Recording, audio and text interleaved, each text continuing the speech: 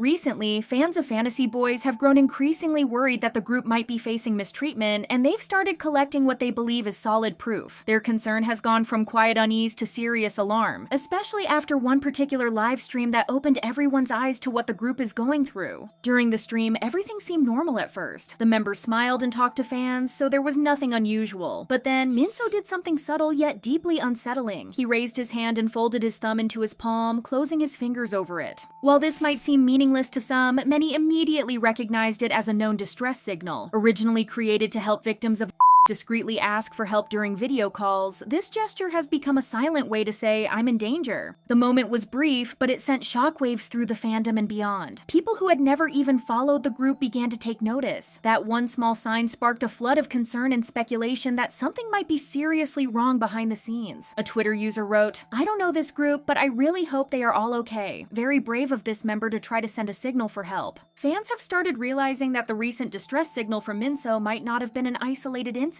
Looking back, they noticed something odd during a past performance. At the end of their April 1st stage of Undeniable on the show, Hanbin appeared to make a similar gesture during his ending fairy. That moment didn't raise much attention at the time, but now, with the current concerns, it's being seen in a completely different light. This prompted many to dig into how PocketDol Studio, the agency behind Fantasy Boys, has been managing the group, and what they found has made fans even more uneasy. For context, Fantasy Boys is a 10-member group with 3 members still under 16. The group was formed through the survival show Fantasy Boys, but it was originally supposed to debut with 12 members. That changed when Yoo Junwon, who had ranked first place on the show, suddenly vanished from the debut lineup. What made it even stranger was how it happened. At first, the company never formally announced that Junwon had left. Fans only realized something was wrong when he didn't appear alongside the members in pre-debut content or other activities. Later, the production company Funky Studio and PocketDol claimed that Junwon's parents pulled him out over money issues, alleging they demanded he be paid more than the others. Junwon didn't stay quiet. He pushed back on those claims, saying they weren't telling the full story. According to him, he made multiple efforts, including emails, calls, and meetings, to ask for changes to the contract, which he believed had unfair terms. He also said those conditions weren't only a concern for him, but for some of the other members too. In the end, he said the agreement he had worked hard to reach with the company wasn't honored. He added,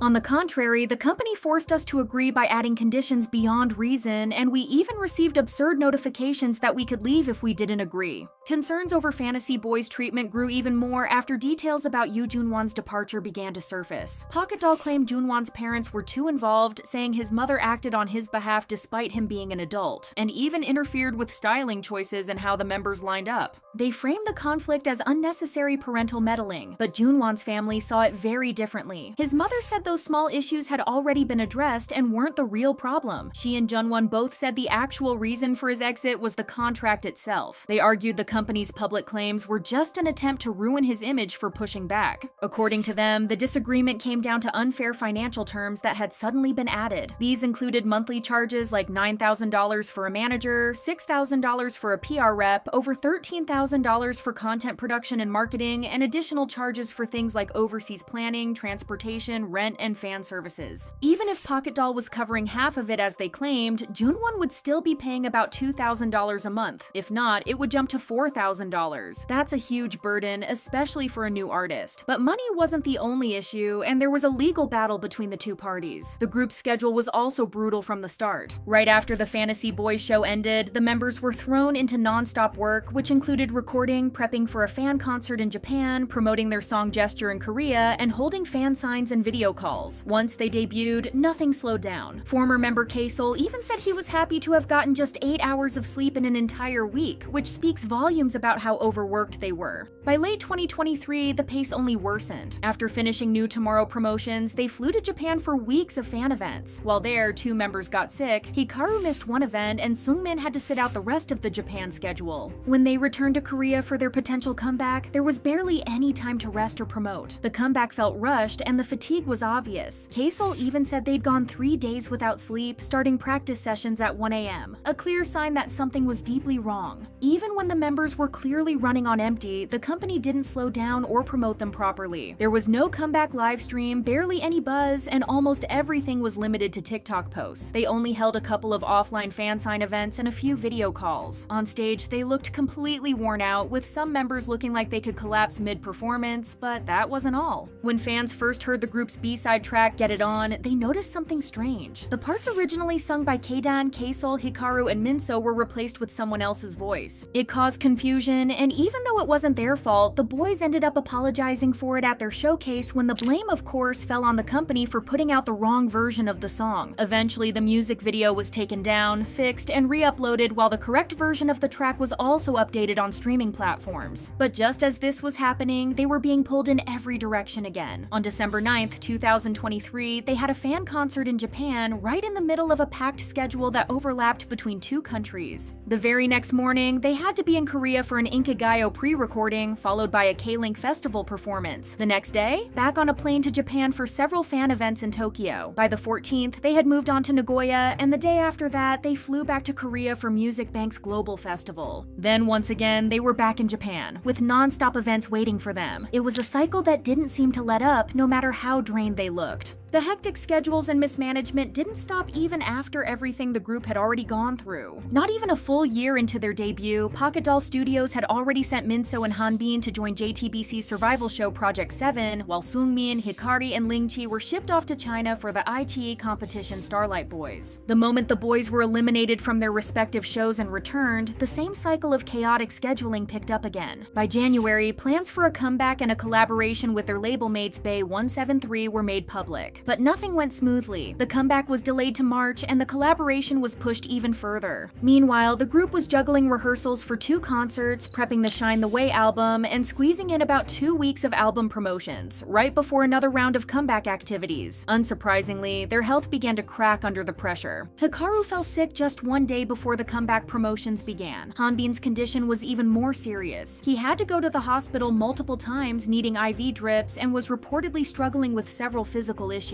At one point, his ears were even bleeding. On top of everything, his grandfather passed away, but instead of time to process the loss, he was back on a music show just a day later, with only 3 days allowed for mourning. Now, with more concerts scheduled in Japan, plus extra performances and promotional events lined up for the collaboration with Bae 173, they're expected to continue non-stop until at least July. It's clear that whatever rest or care they need still isn't part of the plan. One of the most shocking things the company did recently was keep Keidan's hiatus completely under wraps. Fans weren't told anything, not by the label, not through an official post, nothing. It instantly reminded people of how Junwon quietly vanished from the group back then, with fans only realizing it when he was suddenly missing from activities and promotional material. This time, fans only caught on because stores selling event albums mentioned Keidan wouldn't be part of them. The so-called confirmation of his hiatus didn't even come from the company. It came from a TikTok Hikaru posted where the caption casually mentioned, "This is how I feel nothing, and we also don't have Keidan in our group temporarily." This made people wonder whether his hiatus was health-related, since the members have voiced and expressed just how exhausted they were. On a series of messages on a fan platform, Seungmin wrote, "Today was another tough day. I just got home. Phew. Today, honestly, it's been non-stop since this morning." Minseo also expressed just how tired he was and how bad the situation was, writing, "I just got off work. It's not easy. I originally just wanted to say I'm okay, but I don't think I'm okay. It's a bit overwhelming." After Minseo was seen using what many believe to be a signal for help, fans couldn't help but worry about what might really be happening behind the scenes. In addition to all of this, he was reportedly supposed to skip a recent event, but still showed up looking drained, quiet, and visibly unhappy. The mood he gave off made many believe he didn't have a choice. Some people tried to explain it away as a misunderstanding, maybe even an accidental gesture, but most fans weren't convinced. One Reddit user who follows the group pointed out that both Hanbin and Minseo, the only 2 members who made the gesture, are known to be close, which makes it feel even less like a coincidence. Another fan brought up the fact that Minseo's family lives in the US, where the signal is more well known, so it's unlikely he didn't know what it meant. And generally, idols don't make odd hand gestures during their ending fairy moments, making it feel even more deliberate. Hanbin later responded to fans, saying it was just a spur-of-the-moment thing and not to overthink it. Minseo also explained that he was too tired and in a bad physical and mental state during the day of the live stream, so he was surprised that the situation got as big as it did. He ended his message with, "I'm sorry that I worried and caused everyone, and I'm sorry that I'll act more carefully from now on." Even though Minseo and Hanbin tried to calm everyone down, fans haven't been able to shake off their concern. They've launched the hashtag #ProtectFantasyBoys, flooded the company's inbox with emails, and even started boycotting not just Fantasy Boys promotions, but all of PocketDol Studio's artists. Many now believe other groups might be going through similar treatment. As of May 5th, the company hasn't said a word. But whether they respond or not, the message from fans is loud and clear. Something's seriously wrong, and the ones paying the price are the idols themselves.